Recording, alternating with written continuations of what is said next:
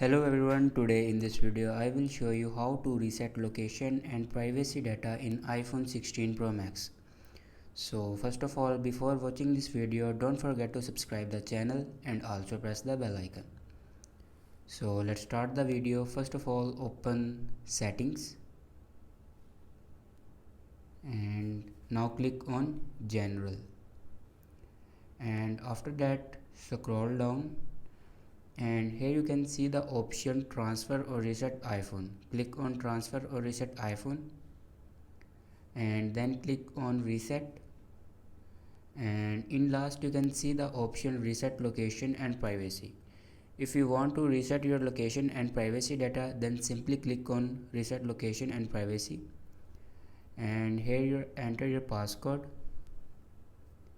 and then here confirm to reset all your locations and privacy data in iPhone 16 Pro Max. So this is the way to reset all the locations and privacy data in iPhone 16 Pro Max. Thanks for watching this video.